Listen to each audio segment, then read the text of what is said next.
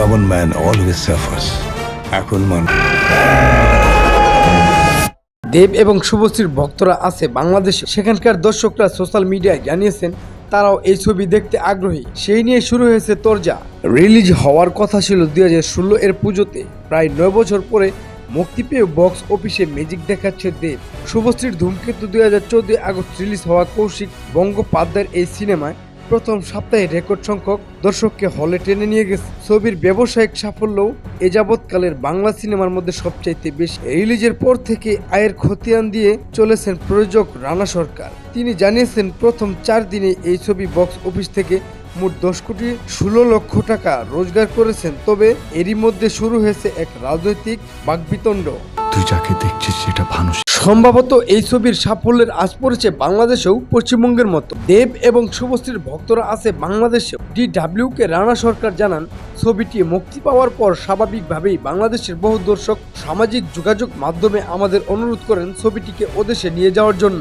এরপর তিনি বাংলাদেশের প্রধান উপদেষ্টা ডক্টর মোহাম্মদ ইউনূস এবং সাংস্কৃতিক উপদেষ্টা মোস্তফা সরওয়ার ফারুকীকে ট্যাগ করে এক্সবক্সে হ্যান্ডেলে জানান তারা বাংলাদেশে ধূমকেতু রিলিজ করাতে আগ্রহী। তিনি লেখেন, বাংলাদেশের সরকারকে অনুরোধ, আপনারা আমাদের অনুমতি দিন। বাংলাদেশের অসংখ্য সিনেমাপ্রেমী মানুষের বাংলা সিনেমার প্রতি ভালোবাসাকে সম্মান জানিয়েছেন। এরপরে গোলবাদে রাজ্য বিজেপির এক্স হ্যান্ডেল থেকে রানার এই মন্তব্যের তীব্র সমালোচনা করা হয়। সেখানে বলা হয়, বাংলাদেশের সংখ্যালঘুদের উপর আক্রমণ নিয়ে মাথা ব্যথা নেই, ধূমকেতু নিয়ে অর্থ উপার্জন করাই লক্ষ্য প্রযোজকের।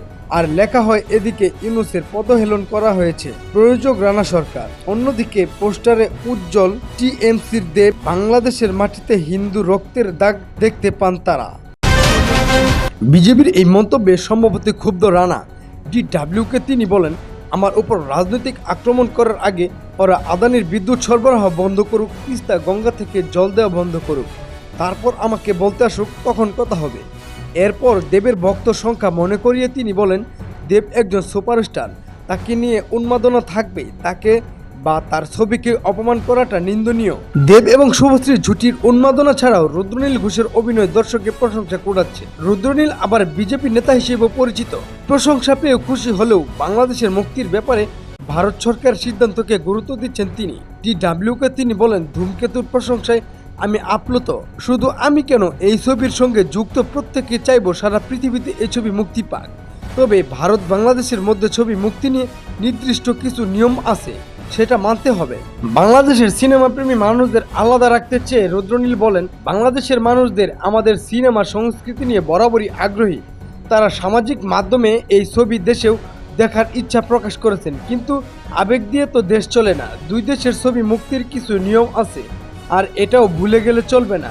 ওই দেশের একাংশের মানুষ ভারত সম্পর্কে কুমন্তব্য করেন, এ দেশ আক্রমণের কথা বলেন, পাকিস্তানের পক্ষ নিয়ে কথা বলেন, কলকাতা দখল করার কথা বলেন। যারা সিনেমা দেখতে চান তারা আলাদা। সিনেমা মুক্তি নিয়ে ভারত সরকার যা সিদ্ধান্ত নেবেন তাই আমাদের মানতে হবে। দুই দেশ ভাগ হোক, অনেকেই তা চাননি, কিন্তু এই কাঁটাতার তো আমরা অস্বীকার করতে পারি না।